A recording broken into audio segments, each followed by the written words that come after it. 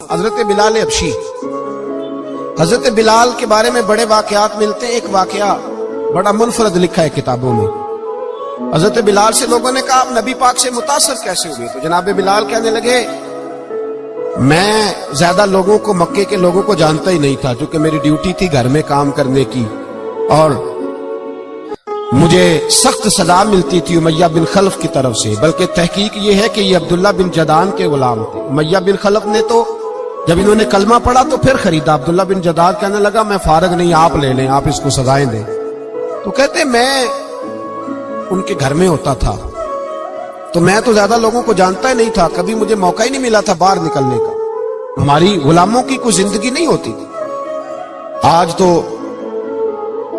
ہر آدمی کہتا ہے نا میں کچھ چودھری سے لے کے کھاتا ہوں۔ یہ جو تیرے اندر حوصلہ ہے نا، یہ میرے رسول نے تجھے عطا فرمایا ہے، یہ میرے نبی نے تجھے دیا ہے، ورنہ تو غلام بکا کرتا ہے۔ یہ حوصلہ تجھے رسالت مآب نے دیا۔ حضرت بلال کہتے ہیں میں ایک دن مجھے بخار چڑھ گیا بڑا تیز، میں لوگوں کو جانتا نہیں تھا۔ فرماتے مجھے تیز بخار چڑھ گیا تو ٹھنڈ بڑی سخت تھی۔ میرے مالک نے مجھے کئی کلو جوں دیے پیسنے کو چکی پہ۔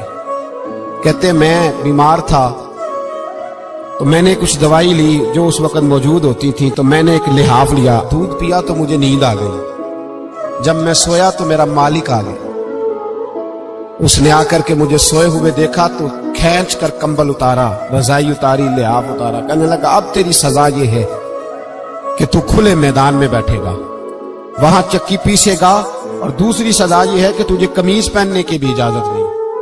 حضرت بلال کہتے ہیں تیز بخار، ٹھنڈ کا عالم، اور جب میں چکی پیس رہا تھا تو رو رہا تھا، اور میں پوچھ رہا تھا خدایا ہمارے نصیب، اللہ ہمارے مقدر ہے جرم ضعیفی کی سزا مرگ مفاجات۔ سیدنا بلال حبشی رضی اللہ تعالیٰ عنہ فرماتے ہیں میرے دروازے کے قریب سے رسول پاک گزرے اور مجھے ہائے ہائے کرتے دیکھا تو دستک دی۔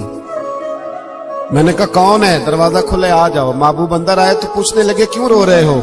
میں نے کہا جاؤ اپنا کام کرو، یہاں دکھ سارے پوچھتے ہیں مداوا کوئی نہیں کرتا، یہاں تقریریں سارے کرتے ہیں، حقوق غریباں پر بات سارے کرتے ہیں، مداوا کوئی نہیں کرتا، جاؤ اپنا کام کرو۔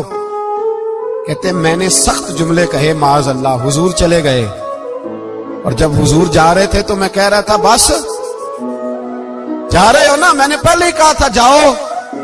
کہتے ہیں قربان جاؤں، تھوڑی دیر گزری تو اللہ کے رسول کے ہاتھ میں گرم دودھ کا پیالہ تھا، کھجوریں تھی، حضور تشریف لائے اور کریم رسول نے مجھے کھجوریں دی، دودھ پلایا اور کہا چل جا کمبل میں بیٹھ جا۔ تو میں نے کہا چکی کون پیسے گا، وہ تو بڑا مارے گا۔ کہتے ہیں لوگو اس نبی کا میلاد اور معراج بھول نہ جانا، اس رسول پاک کی محبتوں میں کمی نہ آنے دینا، اس محبوب کا نعرہ ساری دنیا میں لگا دینا۔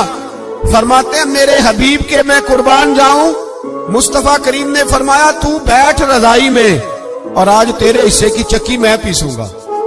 کہتے ہیں ساری رات حضور چکی پیستے رہے، ساری رات۔ سویرے میں اٹھا اور میرے حبیب پاک نے مجھے وہ سارا کچھ دیا اور خود چلے گئے۔ اگلی رات پھر آئی تو حضور پھر آ گئے، مجھے پھر رضائی میں لٹایا، دودھ پلایا اور ساری رات چکی پیسی۔ کہتے ہیں بس تیسرے دن حضور چکی پیس کے جانے لگے تو میں نے قدم تھام لیے، میں نے کہا بیبا دنیا ساری جھوٹ بولتی ہے، زمانہ سارا غلط کہتا ہے، جو غلاموں کے حصے کا کام کرے وہ اللہ کا سچا رسول ہوا کرتا ہے۔